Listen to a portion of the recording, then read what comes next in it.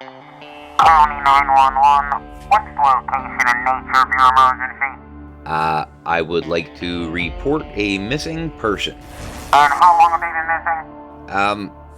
A while now?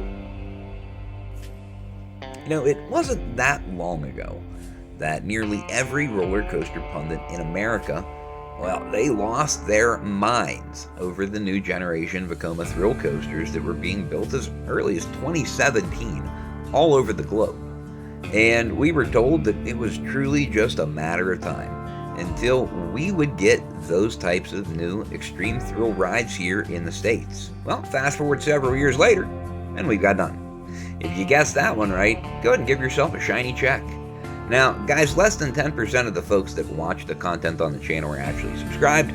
Please help us out with that social contract. Go ahead and subscribe to the channel and like the videos so that, well, quite frankly, it motivates us to make more. Also, follow us on Twitter and X at ClayPRC. So, without any further ado, let's get into it. So, the Super Boomerang coasters, and that model in general, there had been one overseas in China already, and a second one actually being built right now, just a few hop, skips, and a jump away from us at Six Flags Great Adventure in New Jersey. And this does look phenomenal. I can't wait to get my first ride on it. It's going to be my first experience for a new gen Vekoma thrill coaster. But with the capacity, I'm not 100% sure how much of a fit this is for other parks. So we're going to kind of leave this on the back burner. The next one that we're going to kind of leave on the back burner is going to be Circuit Breaker at Codaland, which is set to open in 2025, located at Codaland in Austin, Texas. So probably something that I will get to ride next year. And again, I cannot wait to ride another new gen Vekoma thrill coaster. But just two, that's pretty underwhelming. So where in the hell is everything else? And I mean, the closest thing that we've got besides these two was really Pipeline the Surf Coaster. And if you don't get that joke. And what we're going to do today is take a look at the models that have not made it to the States yet. So first, Renegade Looping Coaster. You'll notice on the left and the right there are three sets of numbers. The top is going to be the height of the ride, then the speed, and then the overall length of the ride. So Vekoma says about its Renegade Looping Coaster that this looping coaster is for the brave and the daring. Airtime filled camelbacks, barrel rolls, head over heels flips through the station, quick turns and bunny hops that disorient riders and have them flying from their seats 5 staggering times. It brings a unique feature, an inverted zero-G stall that twists riders high up into the air completely weightless. A true high-speed must-ride for thrill seekers. So, Renegade Looping Coaster, due to its small footprint, but relatively action-packed layout, it does seem like this could be a potential fit for a handful of North American parks, especially those that are looking for a more budget-friendly option. I would kind of rate this similarly to maybe a Chance Hyper GTX, in that same realm. Now, moving on to the next model is the Hyperspace Warp Coaster. And the Hyperspace Warp Coaster is a looping coaster. It does have a single loop there right at the beginning, which, for some parks that don't have any looping elements, say for instance a Valley Fair, this ride could potentially be a home run replacement. And in terms of the speed, I mean, it's not a family ride, but we're not talking exceptional speed machine here. Something that the whole family could ride. Something more similar to, a B&M product, to be quite frank. Especially considering that Vekoma and B&M are going to be butting heads for years to come within this industry. They better get very used to competing against one another model to model. But this Hyperspace Warp Coaster could definitely be a fit for parks in the U.S.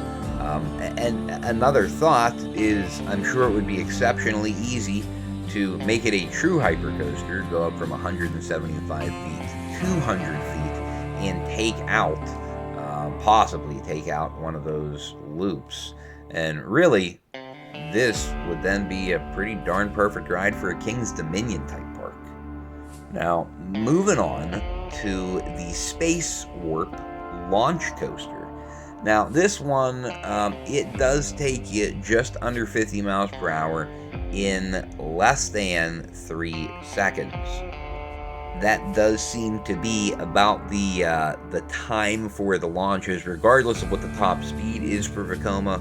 You're looking at roughly 2.7 to 2.9 seconds per roller coaster to be able to hit whatever that ride's top speed is at any one given launch. Which, kind of ironic with the mile per hour change, that you don't have much of a timing change. But, you know, I think that probably makes it a little bit easier for a family ride to really be a family ride, but your high speed and extreme thrill coasters still to be approachable for other members of the family.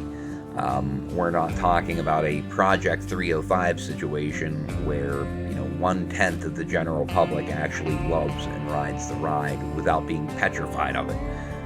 Which, you know, for the GP sense is kind of defeating the purpose if you can't get them to show up to the park to want to ride it. But Space Warp Launch Coaster, this would fit for a ton of North American parks. Again, a very compact footprint and compact layout, and it would be able to give a launch coaster to a lot of smaller parks. Shocked one of these hasn't been added. Next up is going to be the Top Gun launch coaster. By far, up to this point, within the last year or two, this is my favorite launching model from Vekoma. Some awesome scenery here in this in particular iteration. You're pretty much launching off of a battleship, which is absolutely incredible. Several of these have already been added around the world. It's probably out of the new gen models, besides family rides, or family invert rides, this is probably the most replicated product in their thrill coaster catalog to date in the last several years. And again, in under 3 seconds, you are going to hit the absolute top speed for this ride. So, you know, very forceful. Looks like it has a pretty creative layout. Again, relatively compact, even though it has 3,000 feet of track, is not, that's not a short ride, you know. So what they're able to do in a short amount of space, really remarkable. I would love to see one of these come to the States. Now, next, we're going to go ahead and talk about the Lek Coaster. Now, it's listed as Lek Coaster on the Vekoma website, but I will tell you, for the previous few years, it has been labeled and known as the Bermuda Blitz Coaster. So, for my purposes, I'm going to call it the Bermuda Blitz Coaster, because I kind of feel like just calling it Lek Coaster is a little bit misleading.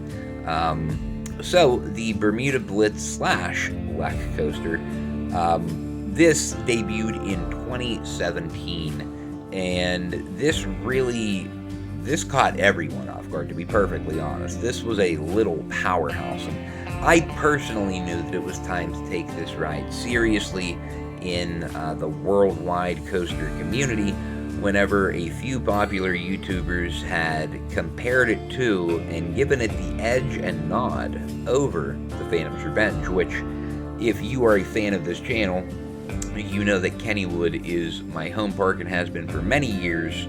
I have grown up riding Phantom's Revenge, and it is one of my absolute favorite roller coasters on planet Earth. No question about that. So if this is being compared in its intensity and veracity to Phantom's Revenge, quite frankly, I want to ride it. This sounds like it is right up my alley. This probably is one of, if not my most anticipated European credits to eventually be able to ride. And yeah, couldn't wait to see one of these come to the States. Next, I want to talk about something that debuted in 2022, and that is the Wildcat Coaster. Now, the Wildcat Coaster, a little bit faster than some of the previous models, and still utilizing a traditional lift hill. It pretty much is an improvement off of the old Bermuda Blitz, or at least from what I see.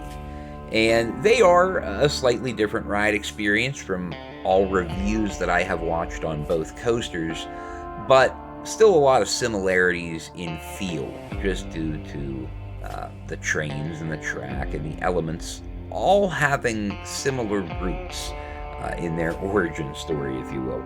Now, the Wildcat Coaster, I think that this, as we're watching Phonics on the screen right now, I think that this could possibly be the most electric fit in the United States for a Vekoma extreme thrill coaster. And for my money, this has turned into Leaping Let Coaster as my most prized and most desirable Vekoma European credit. I think that Phonics and Let Coaster both look amazing, but I do have to give a little bit of a nod to the Wildcat model. I think that it looks more engaging with some of the near misses and what have you. So, you know, maybe I'm wrong. Give me your opinion. But finally, I want to talk about the Ghost Rider model.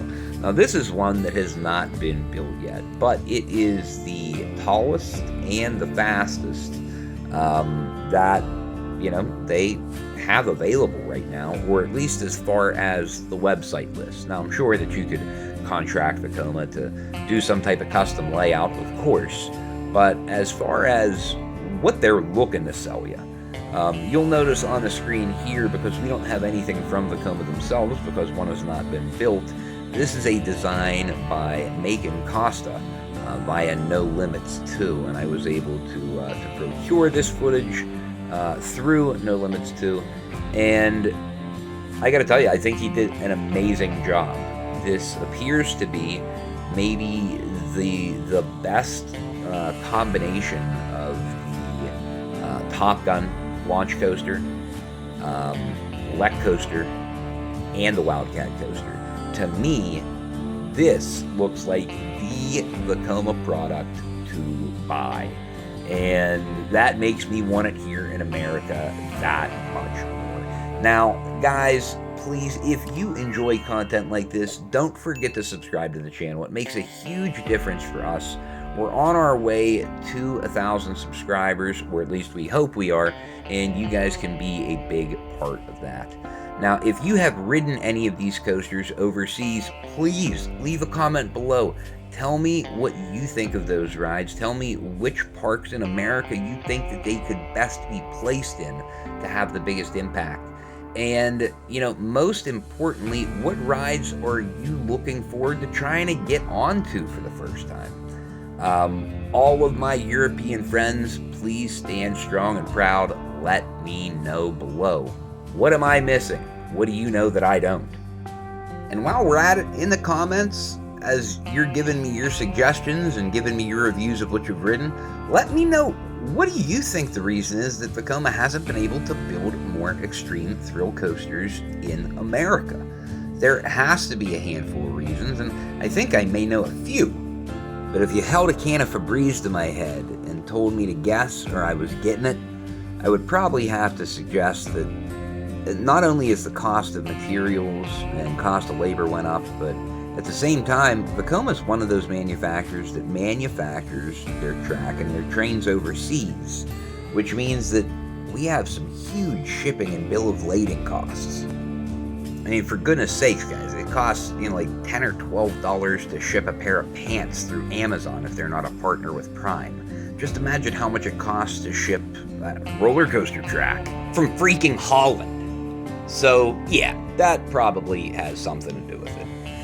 Also, you know, capacity could be an issue for some of these parks.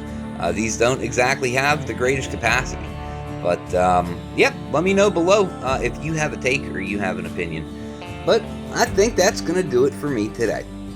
As always, thank you guys so much for watching, and until next time, we'll see you out there.